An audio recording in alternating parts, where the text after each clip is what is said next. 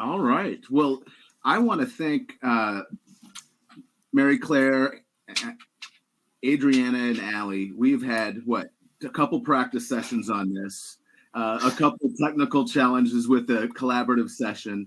But this is, I really want to thank you guys and Bound for your support of eTourism Summit and for your patience with us as we've worked through this new system. I'm really looking forward to the presentation today, and our folks just checked out of the last couple sessions and are now checking in here. So we will get started. Those that are on, you are more than welcome to connect with your video and microphone. You can certainly watch and listen to the presentation.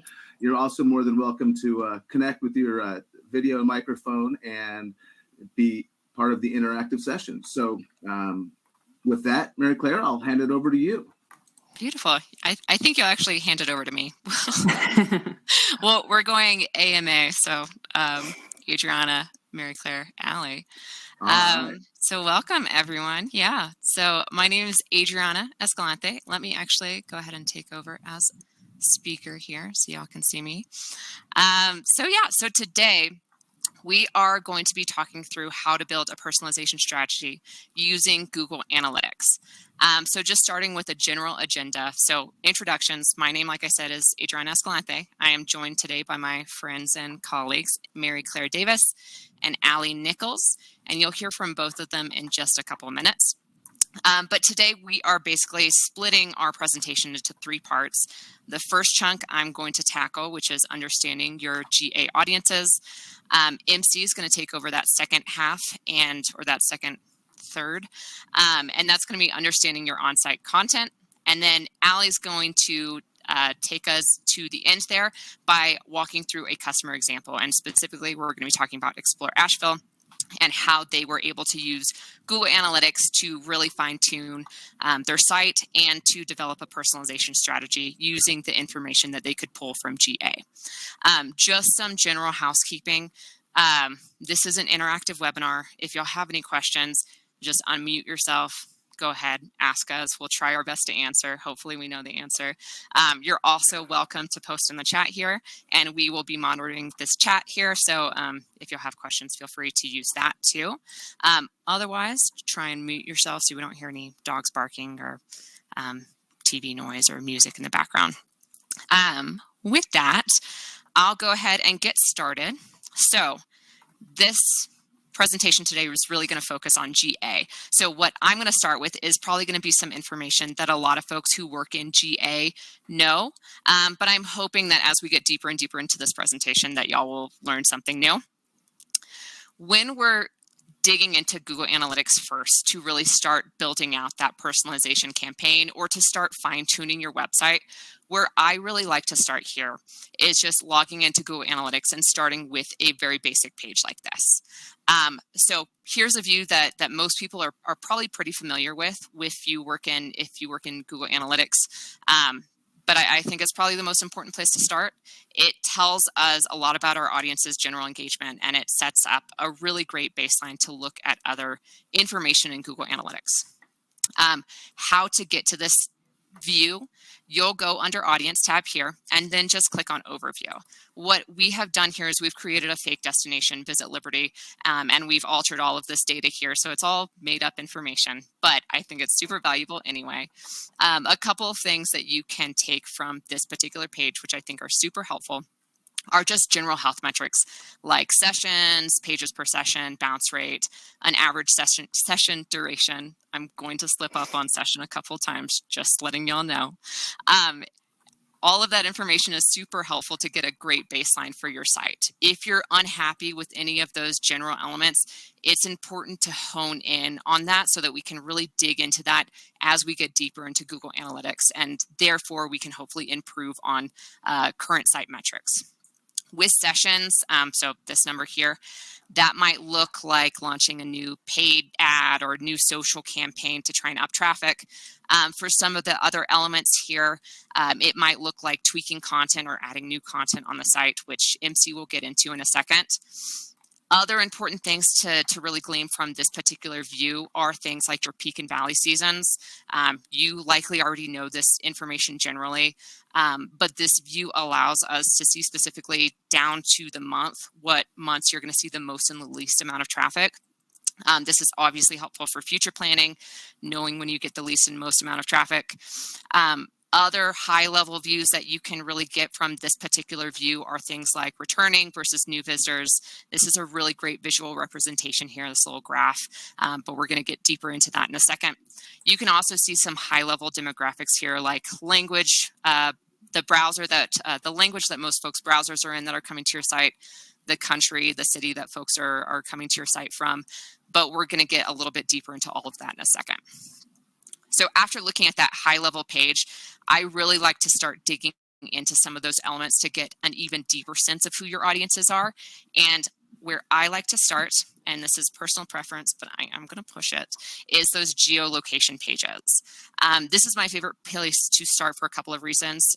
One, I think it's the easiest to conceptualize. Most of the info that you're going to get from this particular view, you probably know at least on some level, and a lot of times it usually makes sense. You can kind of group these different geolocations into drive markets. You're probably getting a lot of folks from your drive markets. You're probably getting a lot of folks from your in market. So like your Visit Liberty, you can see a lot of folks coming from there. And you can also see, your general fly markets too. I think, so where to find this view? Let me zoom out a little bit. Where to find this view? You go under Audience, Geo, and then there's a little tab for Location here. And when I'm looking at this particular view, again, I'm looking at those just general health metrics. And that's going to sound super repetitive because every single page that we're going to see here, that's always what I'm looking for is those general health metrics. But in this particular example, there's a couple of things that we can view or that we can really gather from this particular view. For instance, we see that our Liberty City is seeing the most sessions. So this is important when we are developing site content, because if a lot of folks are coming from in-market, we need to make sure that we have content on site for those folks. A couple of other things here, we might notice that our Jefferson and Monroe folks are under-engaged there. Maybe we happen to know that those are our drive markets. If that's the case, then we need to make sure that we have more content on site for those drive markets to make sure that they have something to engage with. We might also see here, like our Harrison City visitors are highly engaged, and maybe they fall into our fly market here.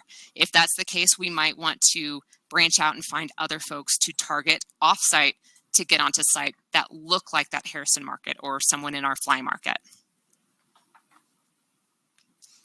After figuring out where visitors are coming from, so where their geolocation generally is, I think it's really important to look at that visitor behavior. So there's a couple of places that you can look to look at behavior. MC is going to go into a little bit more content-focused behavioral look, but I think just starting high level at are folks coming back to your site is a really important thing to know. And so that's what we're looking at in this particular view here. In order to get to this view, you're going to look at behavior and then go under this tab here for new versus returning visitors. And again, when we're looking at this view, we're really just looking at those general health metrics. So sessions, bounce rate, pages per session, average session duration. And that information here is going to tell us a lot about those audiences.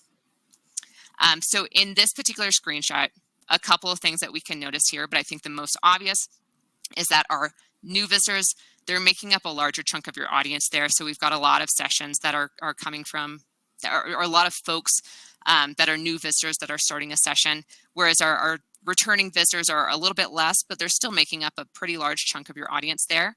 But those folks seem to bounce at a much higher rate than our new visitors. So if this is the case, there's a couple of things that we can glean from this information.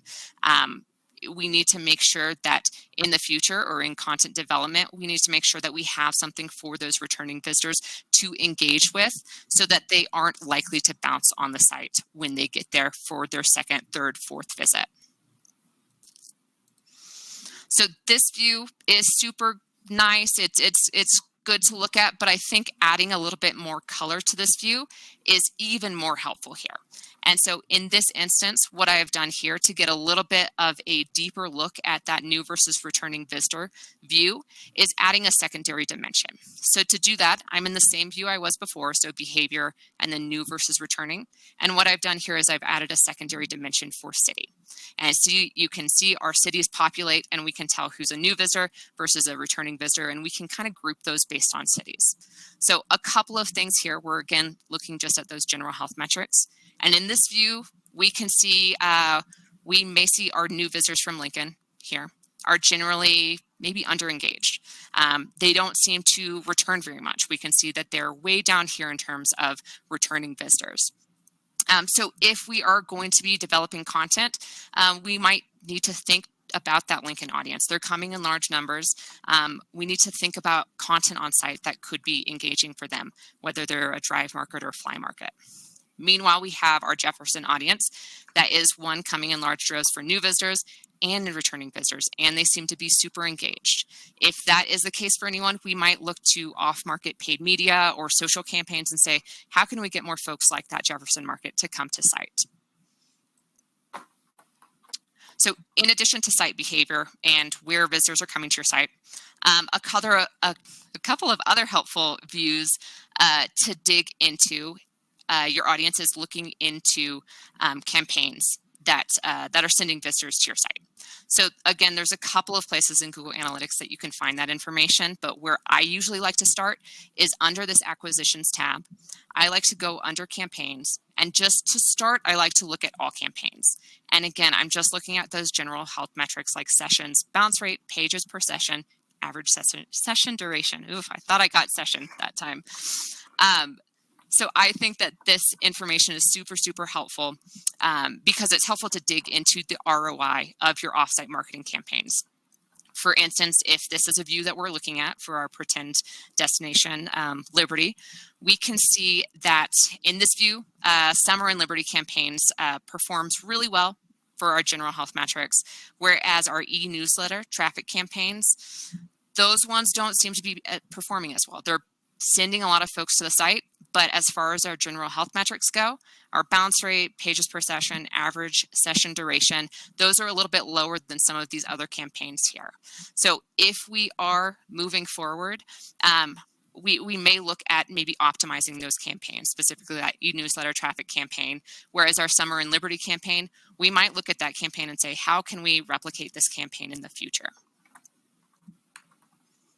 The last view that I'm going to talk to today before MC takes over is this devices view. So this one I think is really important to look at as we become an ever increasing kind of mobile audience. It is to really dig into what devices visitors are using when they are viewing your site.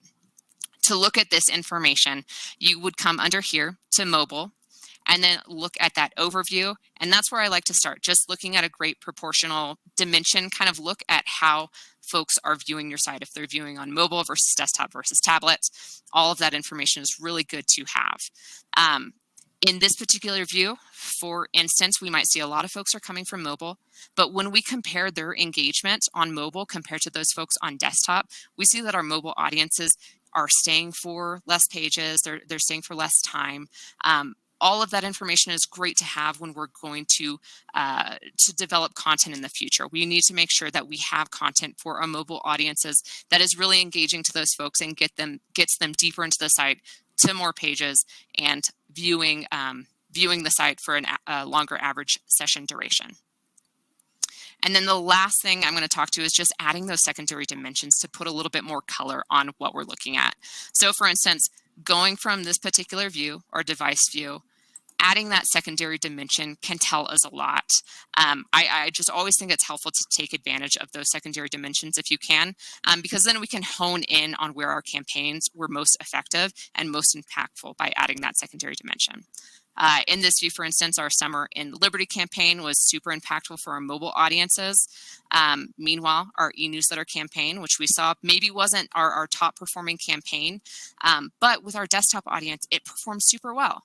This is a great way to measure ROI of each of these campaigns, and it helps planning for our future content, our future campaigns, and helps us to develop our site content for all of these different audiences, which leads me to the second portion of our presentation. MC, if you want to go ahead and take over, we're going to talk about understanding your content engagement. Awesome. Thank you so much. Excellent. Yeah. So as Adriana mentioned, I'm going to talk through just how to use GA to understand your content and the performance of your content. And then from there, how can you take that information to optimize what you're doing? This is really high level. You could use GA to do tons of things. We just want to give you a basic framework. And so if you want to, Adriana, go to the next slide. The framework that we typically take when we're analyzing GA to optimize websites is, let's start with content broadly and see how it's performing. And then once we have an understanding of how our content's performing, let's dig in first to subsections of our audience. This will build on what Adriana talked about. And then let's get even more focused to our top performing audience. So we always start, this is probably where many of you start, by looking at the top pages of our website. And this is something, we recommend to our customers that you do this at a minimum of quarterly, but you should probably be looking at your top pages at least every month. Some of them will be pretty static. You'll see the same players kind of, usually the home page, a things to do page and activities or events pages. Those will typically be in your top pages. But there may be other pages that come up into this list that are unexpected.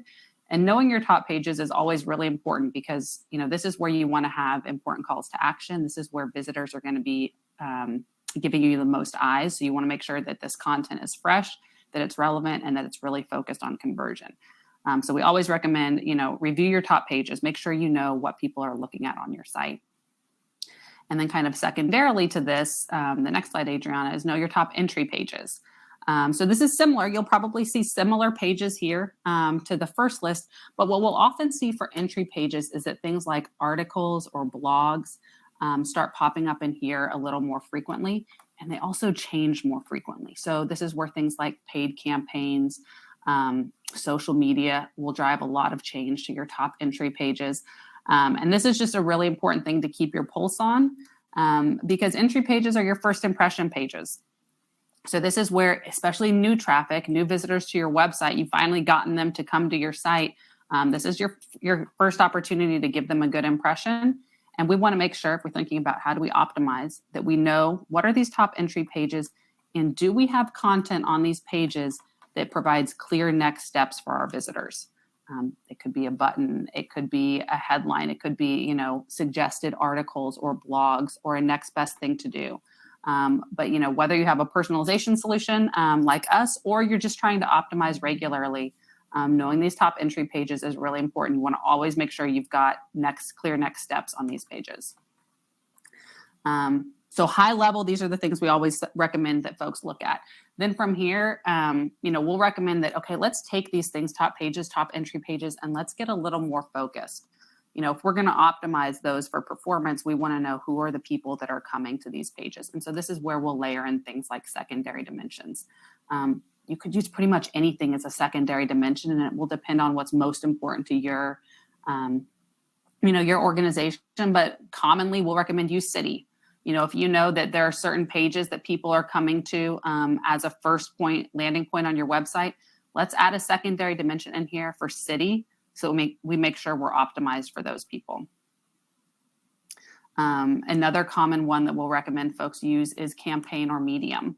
Especially if you've got paid campaigns that are driving traffic to either your top entry pages or just top pages in general. You want to understand what those campaigns are so you can continually make sure that those pages are optimized for the audience that campaign targets. If you've got multiple campaigns that are driving to a landing page, you want to make sure your content there is frequently updated and is very conversion focused. So again, with our framework, we start broadly, top pages, top entry pages. We get a little more focused by looking at, okay, who is coming to these pages so we can optimize for them. Then when we're getting really focused, we focus on our top performing audience. So we always recommend dig into your conversions, especially if you are tracking goals that can be accomplished on multiple pages. So think here about, forms that maybe sit in the sidebar or in the footer, things like newsletter signups, guide downloads. If you have goals that a visitor could accomplish across your website, you always want to dig into those conversions and not just look at, the number of goal completions or even the conversion rate. You want to look at the goal completion location. This is a thing that we really recommend people look at this at least every month to see, okay, where are those points on our website where people are converting on our goals, especially like newsletter signups or downloads. Because once we know where goals are most likely to happen, we can make sure that we put any future conversion points on those pages. And we can also dig into those pages and see what is it about this content that is driving these conversions. Because, understanding what is driving conversion will allow you to better optimize the rest of your site. So digging into where these high performers are converting is super helpful. And then kind of the next step from here is to use custom segments. I don't know how many folks actually use these regularly. I know all users is pretty common. When you're looking at Google Analytics, that's just the default view when you log in. Up at the top, you'll see all users, but you'll also see next to that an option to add segment. And here you can create a custom segment for anything. What we'll typically recommend is to create a new custom segment. It's conditional. You can kind of see it in this screenshot, conditional based on goal conversion. So in this example, we're creating a custom segment that is looking at everybody who has converted on our newsletter. Why is this important? Well, these are the top performing visitors on our website. And so understanding the content consumption of people that are doing what we want them to do helps us to better optimize our content going forward. What is it that is so impactful? What is it that is driving these visitors to convert? How do we create lookalike experiences? So once we've created these custom segments, then we can look at the rest of our content through the lens of this audience. We can go back to our top pages. We can go back to our top entry pages and see, okay, for these people who ultimately convert, what are those top pages that they're reading? Are there specific blogs? Are there specific articles, specific sections of the site? What is it that they're doing? I don't have this mocked up in a slide, but things like behavior flow are also really helpful to look at for this particular audience, because again, you're just tracking the behavior, the content consumption for your best performers. And once you've got an understanding of that, it really helps you optimize, again, whether it's through a personalization solution or just through, the content that you plan out in the coming months. It helps you optimize that content for ultimately conversion. So a lot of, when we're looking at content performance, a lot of it builds on the segment identification that Adriana looked at originally, but those two things go hand in hand as we think about how do we optimize the experience. And now I'm going to give it over to Allie, and she can kind of walk through an example of a customer who looked at these things to good effect. Thanks, MC. So like we've been talking about today, we know that like reviewing your site's engagement and content isn't your only priority. So as MC mentioned, we wanted to highlight today one of our favorite clients to share ways that the Explore Asheville team has used some of the insights we've talked through today to help make the most of a recent ad campaign. So in the spring of 2021, the Explore Asheville team was about to start a new campaign to increase engagement with their direct flight markets. They knew that historically their ad landing page was a top entry page on site. And as we've talked about, this is a really key opportunity for them to align their on-site content with those paid media efforts.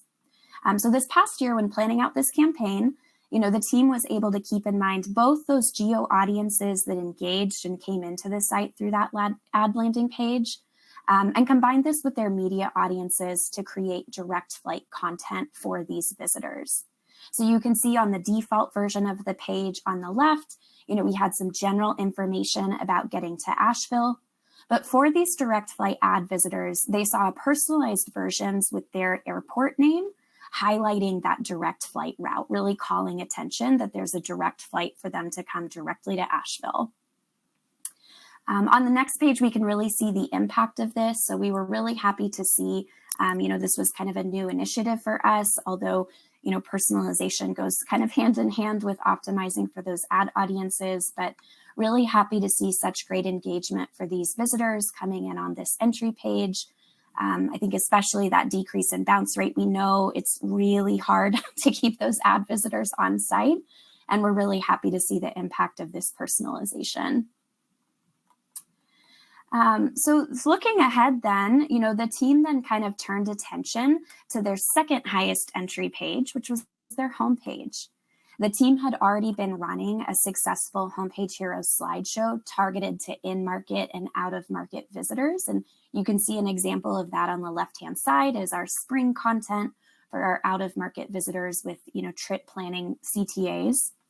But the team decided, based on the success we had seen on the ad landing page, they wanted to create a new homepage version for those direct flight geo audiences.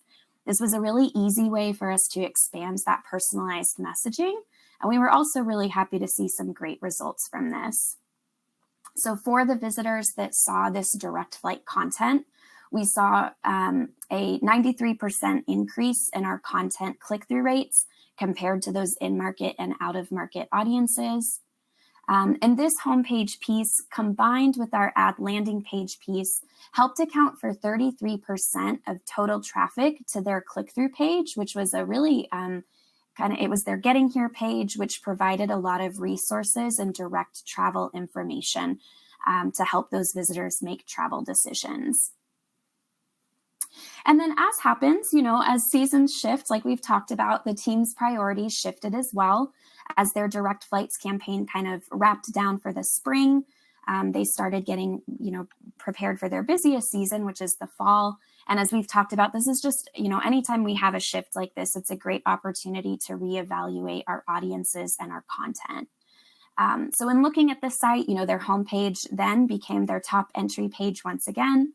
The team decided to focus on another key audience that we've talked about today, which is the repeat visitors.